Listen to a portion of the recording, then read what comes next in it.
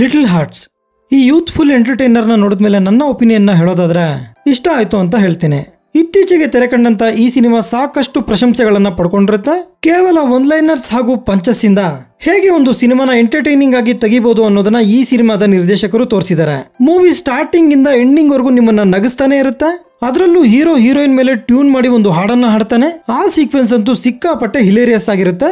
ಮೂವಿಯ plot ವಿಷಯಕ್ಕೆ ಬರೋದಾದ್ರೆ, ಓದು ಬಾರದ ಅಖಿಲ್ ಹಾಗೂ ಕಾತ್ಯಾಯಿನಿ ಇವರಿಬ್ರು ಒಂದು ಕೋಚಿಂಗ್ ಸೆಂಟರ್ ಅಲ್ಲಿ ಕೋಚಿಂಗ್ ಅನ್ನ ಪಡಿತಿರ್ತಾರೆ. ಅಖಿಲ್ಗೆ ಕಾತ್ಯಾಯಿನಿ ಮೇಲೆ ಲವ್ ಆಗುತ್ತೆ. ಆದ್ರೆ ಟ್ವಿಸ್ಟ್ ಏನಂದ್ರೆ ಅಖಿಲ್ಗಿಂತ ಕಾತ್ಯಾಯಿನಿ 3 ವರ್ಷ ದೊಡ್ಡವಳು.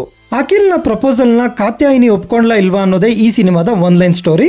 ಮೇನ್ ಪ್ಲಾಟ್ ಇದೆ ಆದ್ರೂ ಕೂಡ ನಿರ್ದೇಶಕರು ಇದರ ಸುತ್ತ ಸಾಕಷ್ಟು ಹಾಸ್ಯಮಯ ದೃಶ್ಯಗಳನ್ನ ಎಣೆದಿದ್ದಾರೆ. ಅವೆಲ್ಲವೂ ಕೂಡ ಸಿನಿಮಾದಲ್ಲಿ ಚೆನ್ನಾಗೇ ವರ್ಕ್ ಆಗಿವೆ.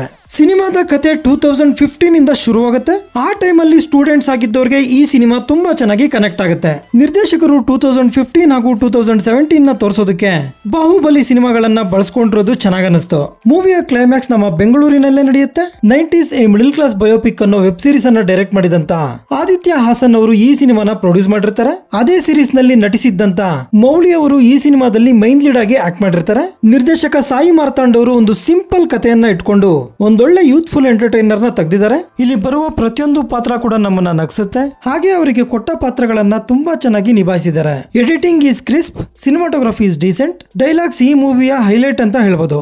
ಸಿನಿಮಾದಲ್ಲಿ ಹುಡುಗರು ಮಾತಾಡುವಂತ ಪೋಲಿ ಮಾತುಗಳಿರ್ತವೆ. ಅದನ್ನ ಹೊರತುಪಡಿಸಿದ್ರೆ ಈ ಸಿನಿಮಾನ ನೀವು ಆರಾಮಾಗಿ ಫ್ಯಾಮಿಲಿ ಜೊತೆ ನೋಡಬಹುದು. ನೀವೇನಾದ್ರೂ ಯೂತ್ಫುಲ್ ಕಾಮಿಡಿ ಸಿನಿಮಾಗಳನ್ನ ಇಷ್ಟಪಡೋರಾದ್ರೆ ಈ ಸಿನಿಮಾನ ಖಂಡಿತ ನೋಡಿ. ಸದ್ಯಕ್ಕೆ ಥಿಯೇಟರ್ ಅಲ್ಲಿ ಇದೆ, OTT ಬಂದ್ಮೇಲೆ ತಪ್ಪದೆ ನೋಡಿ. ಇದಾಗಿರುತ್ತೆ ಲಿಟಲ್ ಹಾರ್ಟ್ಸ್ ಮೂವಿ ಬಗೆಗಿನ ನನ್ನ ಒಂದು ಒಪಿನಿಯನ್. ಈ ವಿಡಿಯೋ ನಿಮ್ಗೆ ಇಷ್ಟ ಆಗಿದ್ರೆ ಒಂದು ಲೈಕ್ ಕೊಟ್ಟು ನನ್ನ ಚಾನೆಲ್ ನ ಸಬ್ಸ್ಕ್ರೈಬ್ ಮಾಡ್ಕೊಳ್ಳಿ. Thank you.